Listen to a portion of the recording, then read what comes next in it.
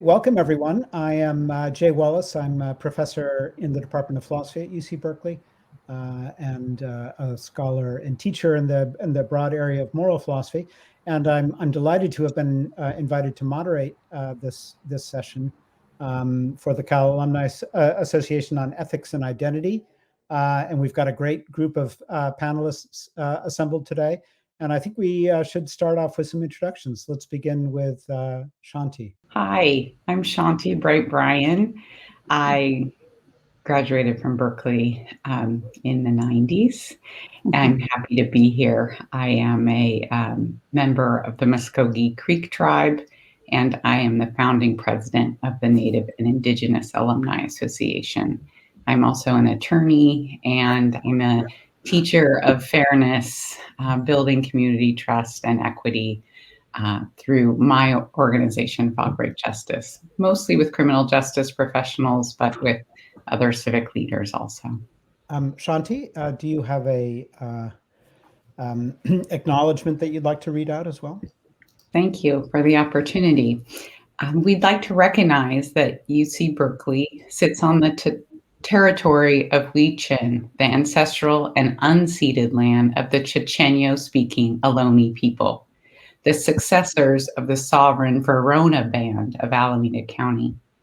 This land was and continues to be of great importance to the Muwekma Ohlone tribe and other familial descendants of the Verona Band.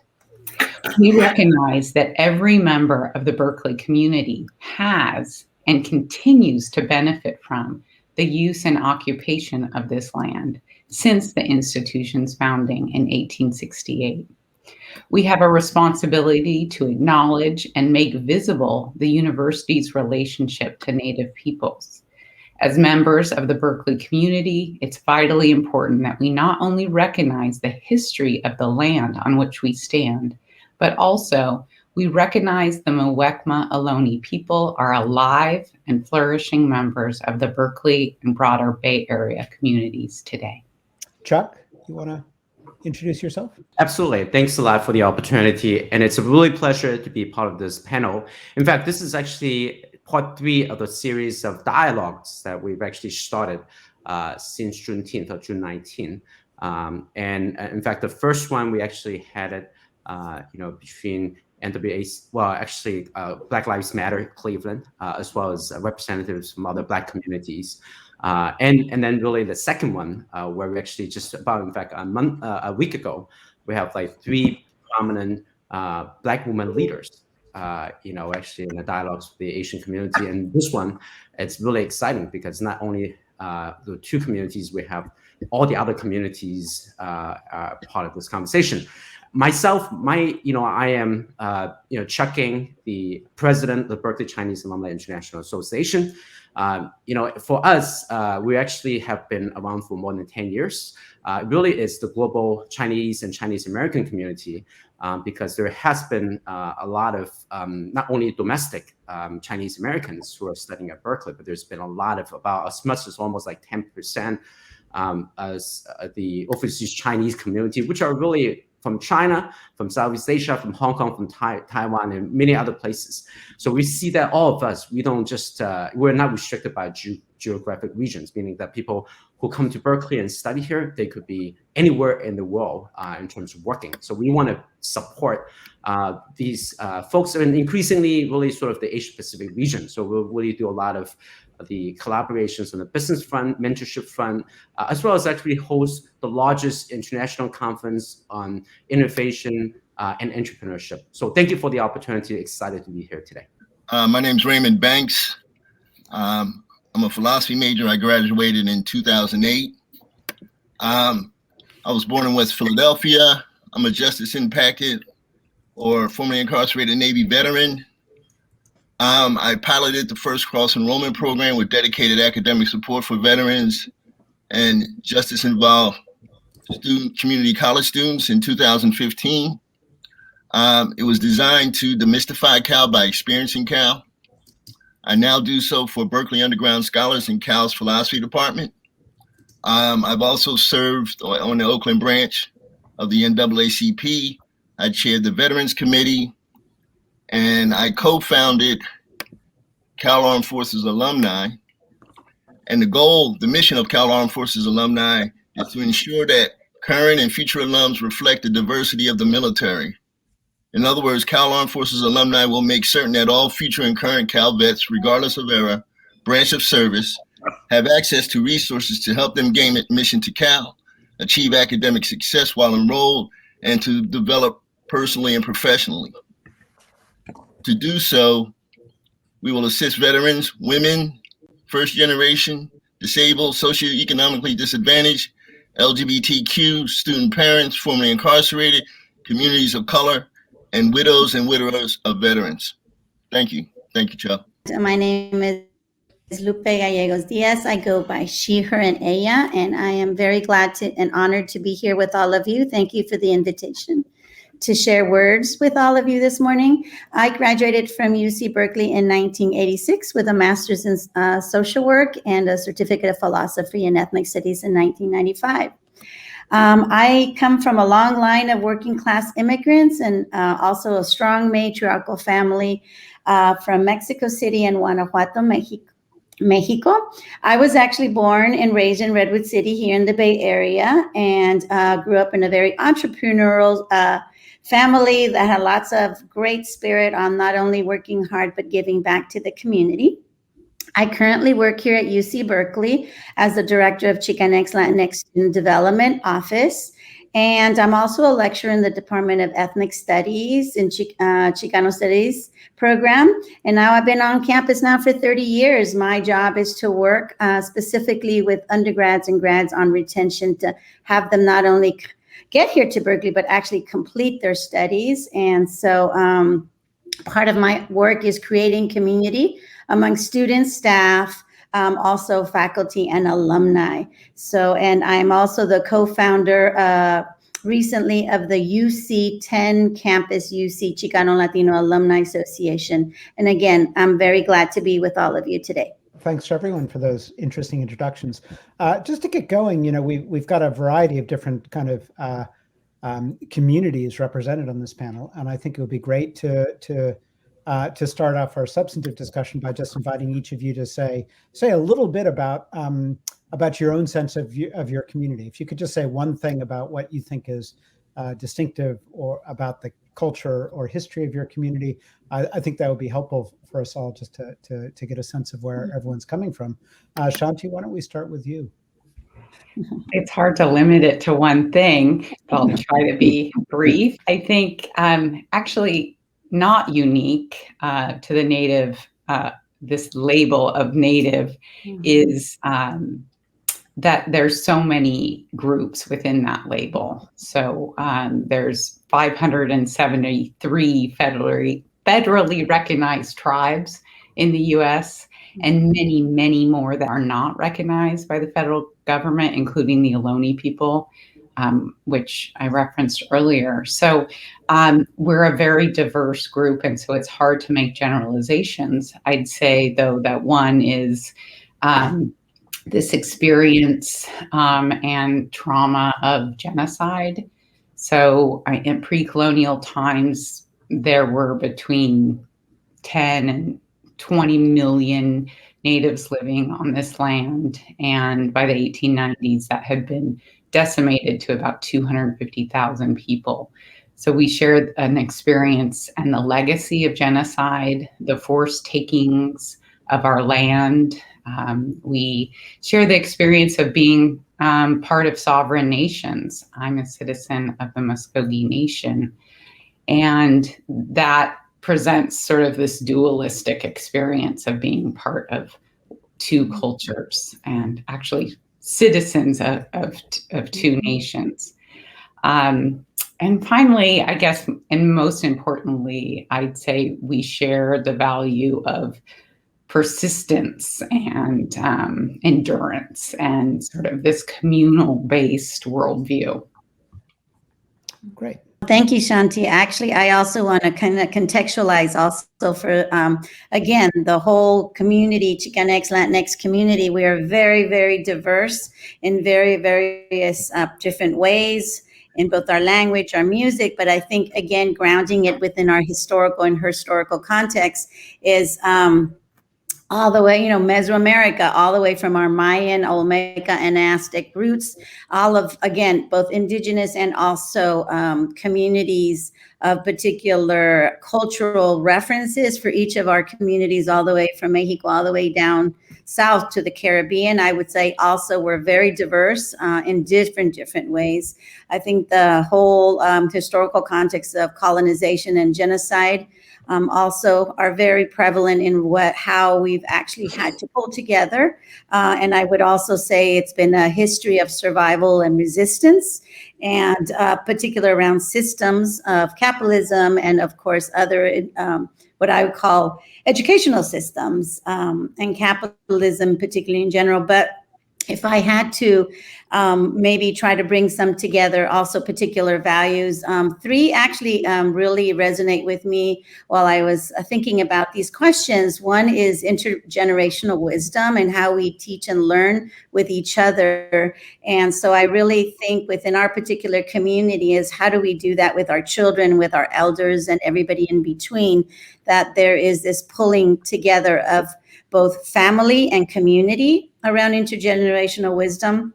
The other one is the concept of familismo, which is really the concept of the focus on the family and how do we come together to not only survive, but thrive and help each other. And I think the last one I was going to say is creando comunidad, which is creating community. And I really like the concept of transcommunality that John Child speaks about, on how we can still be individual, but yet be collective at the same time in how we work within community. So. Great. I want to share with everyone a speech delivered by Willie Lynch on the bank of the James River. In the colony of Virginia in 1712, Lynch was a British slave owner in the West Indies, and he was invited to the colony of Virginia in 1712 to teach his methods to slave owners there. The term lynching is derived from his name. The term hanging or hanging black people is derived from Lynch's name. And so he says, I have a foolproof method for controlling your black slaves. I guarantee every one of you that if installed correctly, it will control the slaves for at least 300 years. My method is simple. Any member of your family or your overseer can use it. I've outlined a number of differences amongst the slaves, and I take these differences and make them bigger. I use fear, distrust, and envy for control purposes. I shall assure you that distrust is stronger than trust, and envy stronger than adulation, respect, or admiration. The black slaves after receiving this indoctrination shall carry on and will be self-refueling and self-generating for hundreds of years, maybe thousands. Do not forget, you must pitch the old black male versus the young black male, and the young black male against the old black male. You must use the dark-skinned slaves versus the light-skinned slaves, and the light-skinned slaves versus the dark-skinned slaves. You must use the female versus the male, and the male versus the female. You must also have white servants and overseers who distrust all blacks. But it is necessary that your slaves trust and depend on us. They must love and respect and trust only us. Gentlemen, these kits are the keys to control. Use them. Have your wives and children use them. Never miss an opportunity. If used intensively for 1 year, the slaves themselves will remain perpetually distrustful. Thank you, gentlemen. I share that because a lot of these practices are still in place. And I think it's really decimated the black community. And I think this is one of the most important points in American history. I think it's even more important than the civil rights movement, because it allows us to actually see that there was a intentional undermining of black people for, as he says, 300 to 1,000 years. Thank you. Actually, very similar to what Shanti as well as Lupe is that actually the Asian American community is extremely diverse. We're about, closing into about 7% of the US population. But in fact, we have many, many ethnic groups within the Asian American community. But I think also the values that we share are sort of the family, as well as education. I think there's been a lot of emphasis of that. But we've also shared a lot of the struggles. There's something called the model minority myth, which, I think, unfortunately, a lot of the projections out there is not correct. Of course, there are certainly a lot of very successful Asian Americans, but there's also been incredibly harsh under this current time. And especially you guys all know about the Asian hate, right? So really sort of the situations is all these strugglings. And we've actually been, as Asian Americans, have been discriminated historically as well. So I think that we share that struggle, if you will, along with all my other colleagues here. Thank you. Great. Thank you very much, Chuck. I'm really struck that each of the communities that you come from are communities that are bound together in part by shared histories of injustice or oppression, genocide, exclusion, prejudice, and so on. These are persistent failures persisting into the present day to kind of live up to our, our founding ideals as a country of acknowledging that each person matters equally in some ways. And before we get to remedies, I think it might be useful for us to pause and just reflect a little bit together about where the persistent tendencies to prejudice and exclusion and oppression might come from, so psychologically or systematically. For our next question, I think I'd like to invite each of you to just reflect a little bit about what some of the forces might be that persist into this day, and that lead us to fail to acknowledge, the full equal standing of members of the communities that you belong to. I'll just add that some of the, antagonism toward members of other groups also, percolates down into the relations between the different communities, members of the different communities that you belong to. So what are some of the things that might lead people to react to this way, to difference, and to explain our persistent failure to kind of live up to our founding ideals of equality? I guess I would have to say denial is, I would say, the main cause of this, just collective denial that our country was founded on slavery and the genocide and forced taking of native land. So I think when we don't recognize that as true, we don't recognize that history of our country, there's no acknowledgement that that has created these inequities, these gross inequities and gross injustices that we see today. So, without that acknowledgement of the past, the acknowledgement that all of this that we have now is based on all of that violence, I just don't think there can be healing. I don't think there can be change. I don't think there can be really moving forward. There can't be amends. That's my view. If we don't recognize our shared experience of that, then there's no moving forward to this ideal. I completely agree. I think for me, the next step, aside from acknowledging and denial and trying to face that, I think the other step that I would take is actually looking at our institutions that we have in this country and really looking at the policies and practices that have created the inequities and in this particular country that has also, of course, I can say as part of the imperialism everywhere, but particularly in this country. And some of those examples that come to mind are, for example, the propositions in California. I'm thinking of various ones, particularly around 187, 209, 227, all of them based on a very one narrative, monolithic narrative that we're trying to create, particularly around the English only and the proposition 227, but just the particular policies and practices that we've had historically in this country against both immigrants and other communities of color. I think it's important also to acknowledge that we still have those systems into place, whether it's our economic system of capitalism and or our educational system that still have embedded particularly racism, sexism, biases. And so I think also looking at specifically the systems in which we live in and how can we be critical of those and what can we actually do to transform those and create a new system that is actually much more equitable. The continued denial in institutions. But frankly, also in these days of technology and social media and the narratives, especially right now, the old and new media, I feel that there's continued misinformation. There's also been the narrative side of things, right? The old media has been the story of one monolithic race, which is majority, like one group in the US historically. There's never been stories told about how other minorities. In fact, one good example of that is if you look at the transcontinental railway, right?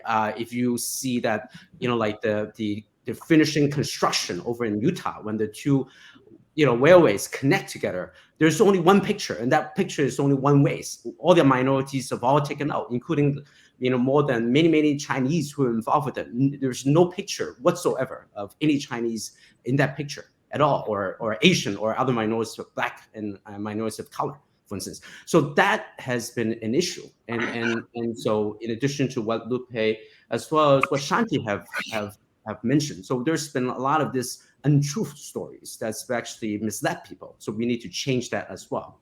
Thank you. One point I would like to make is in regards to the passage of Asian reparations. I think we need to make sure that, at least as far as I understand it, that we don't let things like this divide communities of color. I think it's important that they gave the Asians reparations or the Japanese reparations for World War II. But that doesn't mean that we can't come together, that the Asians can't support Blacks in their quest for reparations for slavery. So I think it's important that we don't go for the okie doke, that we don't go for like these surface appearances, and develop a long-term strategy in order to make sure that every community gets its needs met. And I do believe that is possible. I do believe it's possible that for every community to get its needs met. I think just following up on the last round of contributions, I'd like to stick to this question of the persistence of inequality and injustice and prejudice and antagonism a little bit, and just invite you to reflect on whether there might be some contribution to the persistence of these processes into the current day that is made by broader economic or cultural conditions. Like we have a hyper inegalitarian society these days in the United States. As we're seeing in the pandemic, we're also a hyper individualistic culture, right? And do you have any thoughts about whether these broader conditions might feed into the persistence of prejudice and exclusion and antagonism in some ways? I'd be curious to hear what you think about this before we then move to talking about remedies looking forward. So I think I mentioned earlier in one of our discussions that economics can't explain or account for races. The reason I make that claim, if you look up Tulsa, Oklahoma, T-Town, the Black Wall Street, they had their own bus line, their own hospital. They flourished. White folks came in and destroyed it. They rebuilt it, and they came back and destroyed it again. So here you have a community of Black folk that are thriving independently and not dependent upon white society. And what do? You destroy it. Frederick Douglass, My Bondage, My Freedom. He also talks about economics can't account for this notion of racism or discrimination or slavery. what stuck me was he talked about how the dogs and the horses, they made sure that they had warm blankets in the winter, but the children were walking around barefooted without pants. I mean, that's deep. That the animals were more valued than slaves, but slaves were human beings. In fact, if you look at that piece with Jim Lynch, he does say that we're men. he admits. He does admit that we're men. But men need to be broken like horses. So all that to say is that when blacks do try to strive economically, it's destroyed. And so I just wanted to make that point. Thank you. That's really important. Shanti, do you have any thoughts about this? I guess I'd just like to second the idea that education is so important, that our education system has failed us in this way for so long, and you see it persisting today with the real harsh resistance to even learning now or teaching in schools about race and racism. So that's really pretty strong force still happening today. And then reiterate what Raymond was just saying about economic forces, of course, is important. Of course, that doesn't tell the whole story. But it's the interplay of all these things. It's the culture of individualism that people can say, I'm not racism. I'm not racist. I didn't have anything to do with that. I'm just doing my own thing. I have no responsibility for others. So, cultural forces, education, economics, our history, you can't untangle any of those. You can't untangle any of that. So unfortunately, we could have classes and years of coursework on, on the issue, but it's no answer but to say it's very complicated. A lot of things are feeding into it. Yeah. Lupe, anything you'd like to add on this? No, it really makes me think about the social movements around ethnic studies, even trying to get ethnic studies in our high schools, in our grammars. I mean, that fight, it's still going on. Yeah. And so that is a particular, again, what I would say policies and practices that we're still trying to allow the multiple narratives of our communities, right? The multiple diversities. And I would say, we here at UC Berkeley even had that, Ronald Takaki, that was his whole thing with the American cultures, to ground this, right, into the reality of multiple voices and communities. And we had a fight on our hands here within the UC system. And I mean, at least Berkeley, and trying to get the American culture. So to me, it's really taking these complexities and inequalities and grounding them in something like specifically ethnic studies. And even now our departments are, instead of flourishing, they're getting smaller. And in the Chicano Latino Studies program, we're down to 3 faculty when at one point we were flourishing with so many. So these are the concrete things that we need to continue to lift. And Ron Takaki was my mentor, and I just think about, A Different Mirror, the book, which really talks about the contributions of all of us to this country, and to think about that. So, that has, but right now it really came to mind as we were speaking about these inequalities, and we can't even get our act together to talk about, let everybody speak, let everybody's history and her story be spoken. Yep, thank you. Chuck.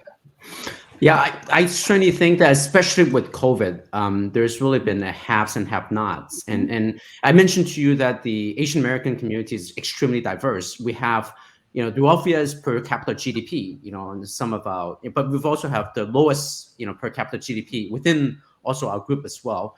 And so, and it's really what I would say the fundamental aspect of living, just living in a respectful way. So obviously that's very important. But really acknowledging what Shanti, what Lupe, what Raymond have said too, it's to really kind of get to that point. And I think it's really about like education. It's really the social fabrics of things that we need to provide, at the lowest denominator level, so that we can actually help these people and then help raise up everybody. But certainly, it's so that's why I think it's timing wise, it's very, very important that we have such a conversation, because COVID is really worsening the situation. And so I'm very happy that we're actually all, coming together and sharing these insights. Thank you. Great. Thank you, Chuck. I think transitioning now to the last phase of our discussion, I'd like to invite you to reflect a little bit about, concrete things we can do moving forward to at least incrementally move towards a more inclusive, just, equitable society and culture. What are some concrete steps that we could take going forward? Why don't we start maybe by just thinking about the short term, and maybe the Cal community on campus or the community of alumni. What are some things that we could do to create solidarity amongst the members of groups who've been oppressed or been victims of prejudice of different kinds in different ways? And how can we concretely, what are some of the short-term things we can do within our local communities to move closer to a kind of just and inclusive society? Lupe, why don't you start us off on this? Sure. I think the first thing, they're very basic things, but I think they're very, very important things. We need to spend time with each other across communities and be in relationship with each other. That means breaking bread with each other. It also means dialoguing, and that we can agree to disagree respectfully, but that we need to be in relationship with each other. I think it's really, really important. The other thing is, in a short term, is how do we support each other's struggles? Are we, an ally, co-conspirator? So how do we actually show up for each other, I think is going to be very important. And part of that is, again, part of dialogue. Again, we have many, many things that we can already work with. We have the undocumented movement that also still, there's a lot of issues that we've been addressing undocumented students who are DACA, but what happens to all the unDACA, those who don't even get help? So, there's a lot of work and support with each other, particularly in that community. Again, it was mentioned, the anti-hate, the unhoused. We're talking about what's going on with the Black Lives Matter right now, with what's going on with Afghanistan. How do we show up for each other, I think is really, really important. And to dialogue, if we don't know, to inform ourselves and to be conscious about those struggles and what are those things that unite us. So I would definitely start with the basics first, if we have not done so. And then those of us who have done some of that work for a while, the next step, I think, is the long run, is really movement, building and organizing. So yeah, but we'll get to that in just a minute. So, Shanti, any thoughts on this? Yeah, I would pretty much echo that. I feel like we should support each other's movements. For example, reparations for slavery, that should be on everyone's agenda. Rematriation of land should be on everyone's priority list. And there's so many of those, right? Protests against Asian hate. We should all be out there and supporting those in the best way we can as leaders in the Berkeley community. I'm sure a lot of people in Berkeley don't even know what that means, rematriation of land. And so to spread that awareness in your own communities is so helpful. So there's other ideas, but I think we can start there. Yeah, great. Thank you. Chuck? Yeah, I just wanted to acknowledge what everybody said, and I just even through this dialogue today, I've learned so much. Shanti, I actually didn't know that at one point Native and Indigenous people were as much as 10 to 20 million people, and now it's down to at one point like what like 250,000 people. That is horrifying. And I think Lupe about all these discriminations, and Jimmy as well as Raymond. I want to say that that's exactly right. That is, we really need to, even within ourselves, we really didn't know much about our struggles and the histories and all that. So this is really kind of a way for us to get together and to understand that, but also to move things forward. One of the things that we are leading, and this is something that through technology and like this, we don't need to be in person right now. And in fact, we are organizing a number of these things which are online, virtually. So we're actually, for instance, we're inviting, Jennifer Doudna, which just won the Nobel Prize. She will be a keynote speaker along with Dean of Engineering, Sujay King Liu. They're going to be doing a session about sharing the latest discovery and sciences and whatnot. On November 4th. So things like that, which I want to invite all of you and your members to participate. We've also have other mentors, and these are executives from Google, from LinkedIn, also from McKinsey, for instance. These are people that are role models, right? And they're going to be doing mentorship sessions. So we have that, that is open to the entire Berkeley community. And we want to really kind of provide more opportunities to help each other in the immediate and short term, because these are things that we can learn from them, the successes of others and role models of others, how we can actually help each other to become even more successful. So those are the things that I see that we can do an immediate impact, that we can actually take actions and move forward together and succeed together. Thank you. Great. Thank you very much. Thank you all for those reflections. I'm going to conclude our discussion with one final question, and it's just kind of an invitation to think about the longer term. I think this has been a fascinating discussion, and it's really brought home all kinds of things, but among other things, how far we still are from the ideal of a genuinely, community of equals that recognizes each member as having, full entitlement to equal standing, and that is genuinely inclusive and respectful of all of the cultural and historical traditions that feed into it. So, looking in the long term, do you have any thoughts about, programs or structures or things that we might work to nurture and to build that might help us to come closer to this, to this kind of inclusive ideal of a really kind of egalitarian community? I'm looking towards coming together for violence prevention in our communities. Violence prevention looks different. Violence prevention looks different in the Asian community. Violence prevention looks different in East Oakland. And what I would like to see is a coming together of representatives from communities of color and talk about how do we, violence takes different forms, but how do we come together to end violence in our local communities? I would like to see that happen. I think it manifests itself in different ways, but I think this collaboration right here, I think we'll get a variety of ideas on how to deal with it. So I hope this isn't the end of the communication between us. I hope we continue the communication in the future, because that's what's going to determine whether the violence decreases instead of increases. What we do here today and what we continue to do. Thank you. Thank you very much, Raymond. Shanti, any thoughts on this? Yeah, I think going back to what I said before about how the problem is so complicated, if we're looking to the future to fix such a multiple systems of injustice coming together, such a complicated problem, how do we do that?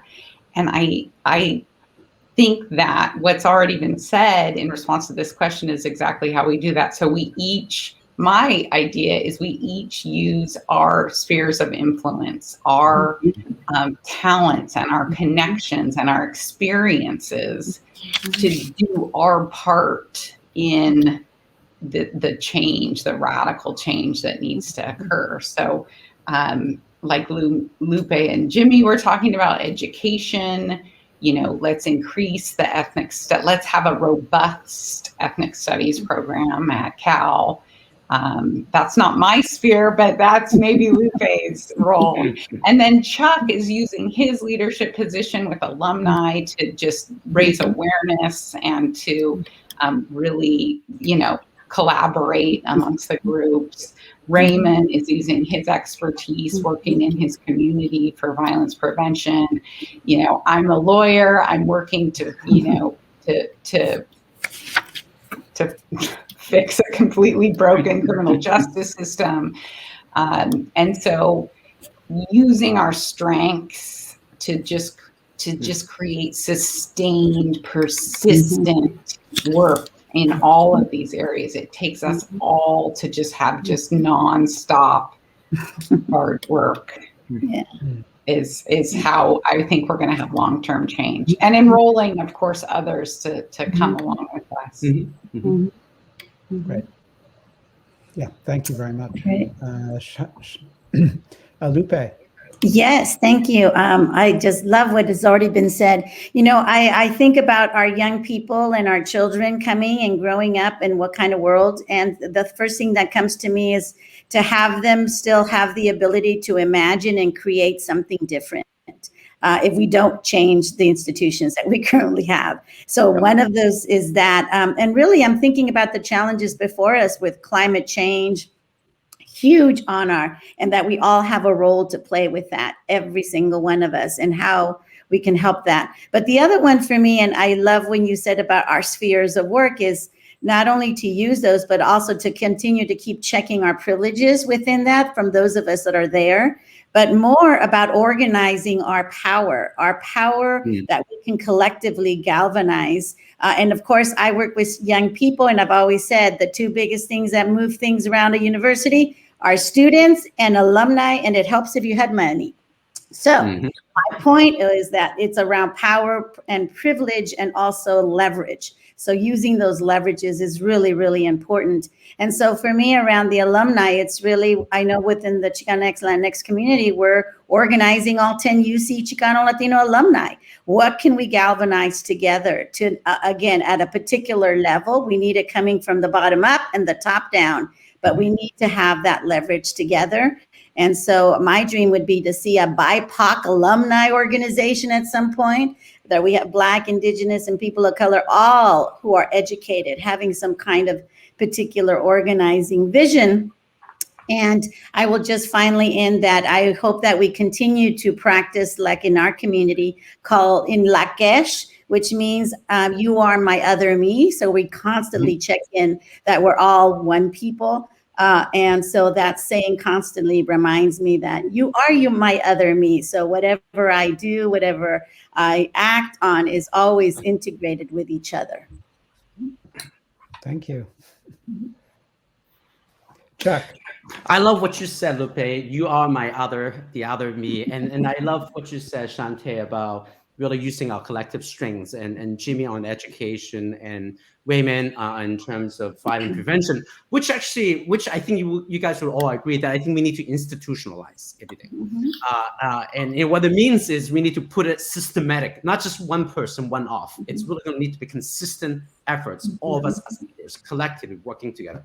Now, I've actually been traveling with Andrew Yang, and one of the things that we want to do, certainly within the Asian American community, is having a voice at the table. And this is the same thing. We can actually, starting immediately with Berkeley, to be honest with you. I mean, and I'm talking about Berkeley. I mean, frankly, right now we look at Berkeley, all of us combined, minorities of color, we're, I think, more than 60-70% representation at UC Berkeley. And yet, when I look at our institution, even Berkeley, I mean, as close as Berkeley, I mean, we look at we're talking about the top management of Berkeley. We're talking about vice chancellor and above. How many of our representations are there at Berkeley? I would say very little. So I think that we can make things as immediate as Berkeley in terms of asking for changes and things like that, and positive changes that have our representation at the table. So starting with that, I say that institutionalize everything, and that collectively, just like what you guys all said, I just love what you all said, which is really kind of, let's use our collective strength and make things a more equitable or inclusive community for us all. Thank you. Okay, thank you very much, everyone, for those incredibly illuminating and stimulating reflections. This has been just a really eye-opening and illuminating discussion for me. I've so enjoyed getting to know each of you and to hear your reflections on these issues. I think I've learned a lot personally, and I think our audience will as well. And I think these kinds of discussions are things that we need to keep going forward to make progress on the issues we've been discussing. I want to thank the Cal Alumni Association in particular for taking the initiative to organize this ongoing series of discussions. And it was an honor and a pleasure for me to be invited to take part as moderator today. And I hope the discussions can continue into the future. So thank you very much, everyone, for the important reflections today. And thanks to Chuck and Raymond and the Cal Alumni Association for organizing this dialogue.